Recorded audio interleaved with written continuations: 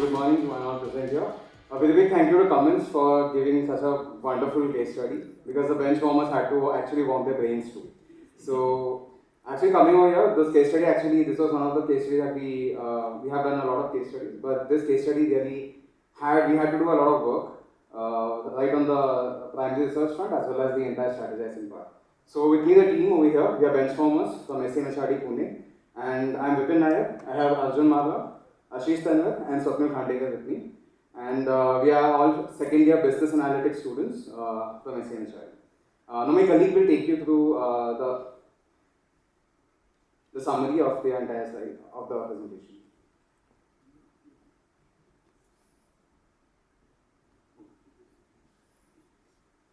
Yeah, so starting with the market opportunity that lies for the XY Corp. So XY Corp, there is a booming demand in the Indian aftermarket segment. So XY Corp is trying to leverage that, and there is also a rising demand in there is a rising possibility of growth in financials as well as branding of the XY Corp. So just giving a brief about what XY Corp is, it's a multinational company which deals in manufacturing and design of IC engines, and the objectives for XY Corps are to with an investment of 200 crores generate an revenue of 2,000 crores in 5 years. XY Corp also aims to increase the sales of parts as well as remanufactured parts, along with providing robust services. And XY Corp is also focusing on keeping its business asset light. Now coming to the idea that we are proposing for this problem. So we as consultants are proposing XY Corp the solution of an interconnected platform, which is an app-based solution. So it will create a new paradigm by connecting various stakeholders like mechanics, drivers, distributors, fleet owners on a single platform. Now all these various personas will be provided with diverse services on the platform. We are also trying to leverage this app to create a circular economy, and also an e-marketplace will also be catered through this app. The idea will be rolled out in a phased-wise manner, with first focusing on the most important routes. GTM strategy, the idea will be rolled out in the next 5 years, and with an investment of 200 crores. We will be getting in details of the GTM in the further slides. Now coming to the problem. Now as soon as the problem statements get more complex, the stakeholders increase and the problem statements increase. So with that in mind, we identified these 6 to 7 problems that were actually there. Now going one by one. The first problem that we understood is having a good understanding of the customer base. Like what our customers are, what our stakeholders are having problems. Various problems of various stakeholders. The major stakeholders over here were truck drivers, mechanics, dealers, and fleet owners. So these are the major ones, and the problems that they faced were on-time delivery, getting proper, you can say, best quality of services at the earliest as possible, so that no truck or anything is kept anywhere on the road lying around over there. Because during one of our primary research, we came across a fact that the truck owner, the person who was driving the truck showed us a bill, and the product that was there in their truck was costed somewhere around 70 lakhs. So you can't just keep something of 70 lakhs on the road lying around. So that's how we came across these the problems that are faced over here. Having a robust and the infrastructure and capabilities is another important aspect that needs to be covered. A clear GTM strategy that needs to be focused on. The necessary digital capabilities that XY Corp needs to focus. Followed by that, a clear and strong brand reputation in the market is another important aspect that we need to address. The competition from other markets for aftermarkets that includes small players also. Like there are many small players, and these truck drivers prefer going over there rather than going to OEMs or official people. And finally, leveraging the existing assets, so in such a way that we can enable it and support the aftermarket facilities. Now, when coming to the market analysis, it is forecasted that by 2028, the Indian aftermarket is expected to grow by a CAGR of 8.06%. Now, the most important factor is that by 2025, that's just 2 years down the line, India is expected to be the third largest aftermarket share in the world, just followed by USA and China. So this is one of the very important factors that we need to consider. And finally, very important thing is this sector actually employs close to 1.05 million people currently. So it's a very niche segment, and it is also the next part is that the market players in this field, there are close to 420 organized players and close to 10,000 unorganized players. Now, if you see the share of the aftermarket, the share of the aftermarket vehicle, unorganized is close, almost both are same, but unorganized has a smaller edge of 52 to 48%. So this was the entire the market research over here, analysis over here. Now, when coming to the primary study, we spoke with close to around 6 to 7 truck drivers, 2 fleet owners, one from Punjab and one from Mumbai. There were 3 independent mechanics that we spoke to, 2 from Pune itself. One OEM service center of Tata, which was again in Pune, and one dealer which I know from my hometown in Kerala. So these are the ones we actually had a conversation with, and we tried to understand various issues and problems. So the long waiting time is one of the most important issue that we saw over there. Okay, thank you for that. So when we were trying to decide what should be the solution for this case, the first thing that we came to mind is that it should be reaching to addressable target audience. At the same time, it should be cost effective because the condition was clearly given. It should be an asset-light model that has to be created. So we designed an integrated platform that can be used by everyone on this, all the stakeholders. So from your drivers to owners to distributors to mechanics, everyone is on the same platform. So the idea was when we are thinking about how to roll out that type of system, so we selected, okay, that what should be the phases of this rollout? So the criteria were defined, right? How many trucks are going to ply on which route? What are the service centers? Because the case study was very interesting. It was already stated that there are around 200 service centers of XY Corp that's already existed, right? So there's a lot of assumptions that we also take on our part because XY Corp is finally a mythical organization that we are working with. Then it was also that, okay, how the logistics has to be worked on that route. So finally we decided that, okay, phase 1, phase 2A, phase 2B, phase 3. And the phase 1 was Delhi, Jaipur, Mumbai. So it was having multiple reasons. So if you can just click on the assumptions, please. Yeah, so the assumptions of the case. So basically the total truck on the road in India, it's around 30 lakhs. XY Corp, the case study was given around 2 million, but it was never stated anywhere that it was only in India. So we consider that that's half of them, the vehicles that they have in India. So it's around 33% of the total vehicles. So that's a pretty much big market share for them. And then we also look at the remanufacture price of parts of original. That's around 60%. So there were some assumptions that we take. Thank you, please, for assumptions. Now, when we were looking at this map, we were also thinking that, okay, for example, if we have this structure, if the app is open, how the person is going to look at it. So if you can click on this Jaipur, please. Yeah, so if you're using this app, so it's going to tell you, for example, if you're in Jaipur, so what are the closest dealers that we have where your services can be done. Then what are the petrol pumps, because we are going to explain that how that rolls into it. If you can click on Vadodara, please.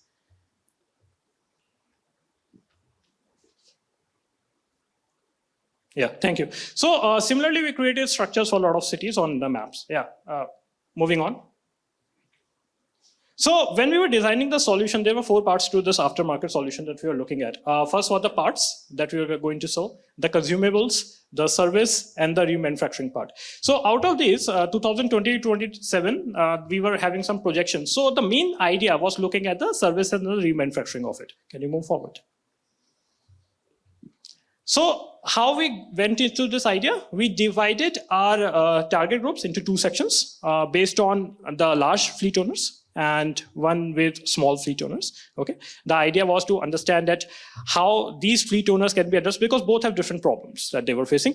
So what we are providing on the service side, we are providing on a lot of analytics. So basically we are going to help them, this drivers, that okay, when they're running their vehicle, where the problems are getting, that we have a connector attached to their device, and that can directly also given to the owner also. So owner, if he has 100 trucks, he can see that which trucks are performing where. right, at which stage. Also, lot of other services, like if a truck driver ply on a new route, he doesn't know where are the good petrol pumps or where are the good foods to stay, food and stay. So that's done. We are also collaborating with a lot of companies like IOCL, etc. So we are providing services. So if you're going to scan through our service on IOCL, it's going to give you a rebate also. So the idea was it has to be structured in such a way that no matter what your problem is, you should be able to get it. Also, let's say if you get stuck somewhere, right? You have a vehicle that's stuck somewhere. So how to address that problem also?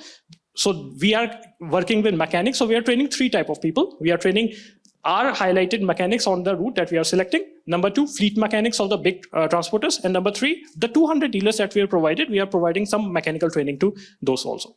Right. On the remanufacturing side, we were working on how to work with the distribution supply chain and make sure that at the end of the day, these distributors make sure that remanufacturing work for us, because what is there for them, right? So in that case, we worked with the idea that it's not only the incentive part, but at the end of the day, distributors also have the inventories, right? So our app is having an online marketplace. So when somebody orders on our app, the distributors who actually collaborate with us most on the resupply part get the orders, right? From there, the orders get flow. So that system we worked with. And there were a lot of other options that we have stated. Moving on. Yeah.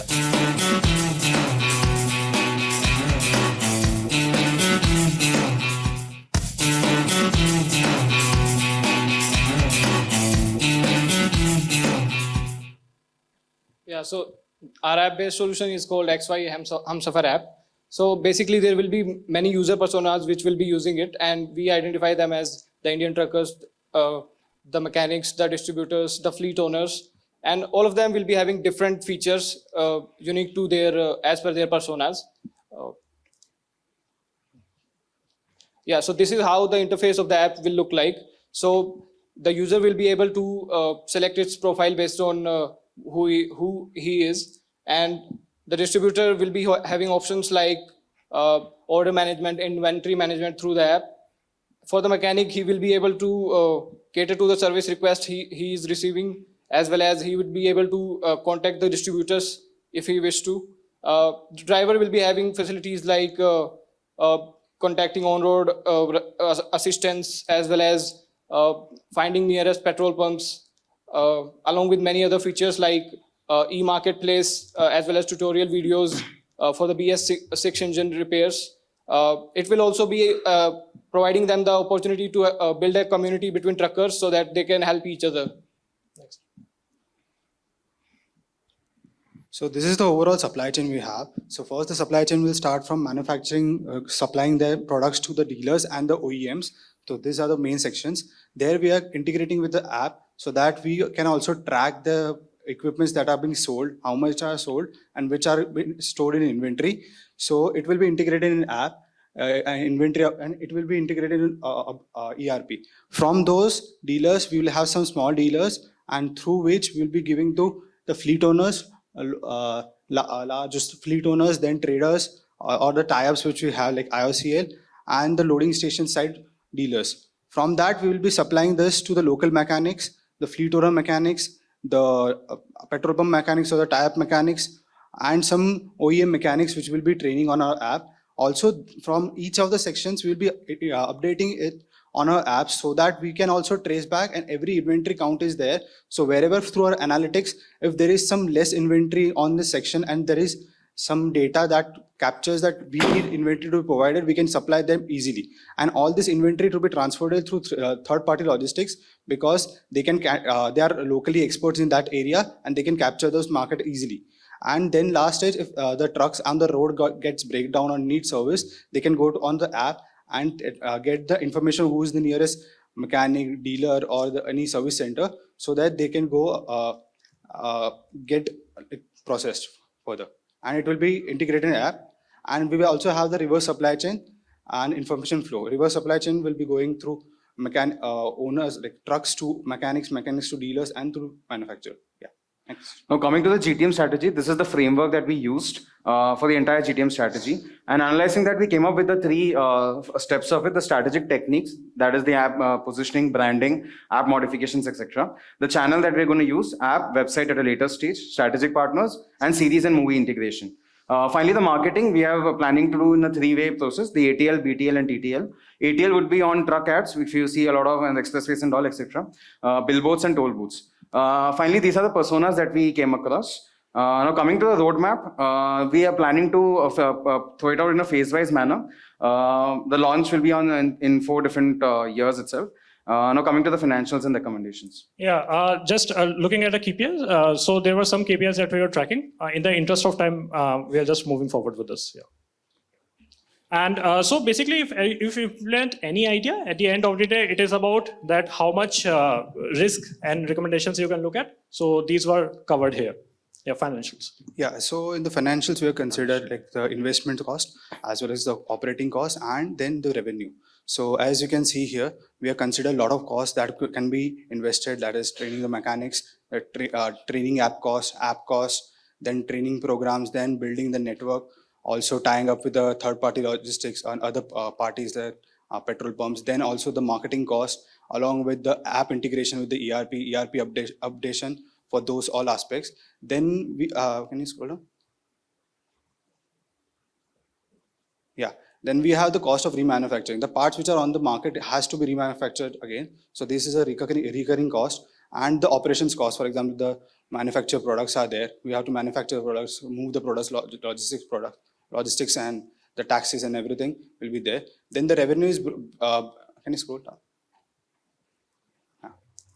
So revenue is broken into 4 parts. That is the parts revenue, the remanufacturing revenue, the service revenue, and consumer revenue.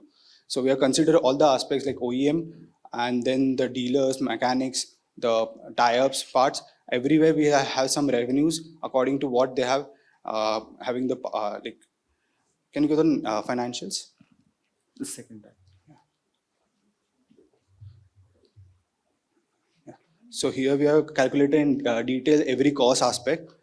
Scroll down. As ma'am mentioned, the app cost, the training cost, the app development, the cost of remanufacturing, the marketing cost, and the other operating costs. Can you scroll down? Furthermore, in the revenue part. Scroll down. Financials, just a bit more down. Just scroll down. So here we have considered each how much parts can be sold at every OEM aspect, then the dealer side. According to, like, we want to reduce the parts to sell to OEM to increase the aftermarket from our side. So we have considered that, as well as here we also considered in the first what we are given that like for 50% is for parts, then 20% is for remanufactured parts, and service is less, around 7 to 8%. So we made a structure that we increase our remanufacturing and service cost to 30% and 18% respectively, and the parts have been slightly reduced from 50 to 45%. Thank you. Sorry. Thank you, the Benchwarmers. Well, over to the jury now to ask their questions to this brilliant team here. Yeah, really good background analysis and research that you guys have done. So maybe the question I have is, as you think of all the different stakeholders and influencers, who did you think in kind of order were going to have the biggest impact in market share for XYZ Go? So if I may, yeah, thank you. So that's an interesting question. So when we were looking at different stakeholders, we initially thought that, okay, in this entire chain, the mechanics are going to be most influential ones, right? But when we actually delve into it, we realized that a lot of decision-making powers is also with the owners, right? The owners of trucks, right? So if you are a large truck owner, so you have, large fleet that you have, so you usually go for the OEM route because the performance is very important for your side. So that decision making also becomes very important. So for that, to catering that, what we did was we provide special analytics, means opportunities for the owners, as you said. So if they come through our route in the OEM side, our dealers, they are going to get all these special benefits also. At the same time, the reduced cost in the parts that you are going to work with. So adding to what my colleague said right now, like as soon as we got the case, we went through on a specific track. But once we start talking to multiple stakeholders, we came across many things. Even in the secondary study, we came across the fact that now the entire case study was about BS6 engines and what's going on right now. We came across the fact that urea is something that is added to a BS6 engine, which is available in very few petrol pumps. So even those petrol pumps which actually give urea can be a target audience over there. But the problem is it's very less in India currently. So maybe down the line when the petrol pumps will start, having urea with them and all, then I think that's a stage when even they can be a potential target audience over there. So just as an extension to what Vivek asked, right? So to me, the entire solution seems to be about this platform, right? You're creating a platform where you're bringing all of the stakeholders on board, and that itself is getting the business started because of those all stakeholders coming together and working. So my question is now, if I take three stakeholders, that is your mechanics, your fleet owners, and say your drivers. Can you tell me in one statement, right, or one point, what is it that is really going to attract each of these stakeholders to come onto this platform, to say that this is the USP of this platform, I have to join this? And what is it that is going to deter them from moving out of the platform? For each of this one point. Okay. So let's start with owners. Again, I have to break this part in two parts because again, owners for me was 2 TGs, right? So for my TG1, when the owners are small, I have 2-3 trucks or 1 trucks to own. The main problem was that they were not reaching OEMs, right? They wanted cheap parts available to them and quick parts available to them. Because we have tied up with a lot of these mechanics at a shop. The point is that when they're going to open the app, they are not just going to get XY Corp parts. They are also going to get the availability of service because of those mechanics of all some other parts also that the mechanics might already do in hand, right? Another point associated with that is that at the end of the day, we are working this entire solution from the remanufacturing side also.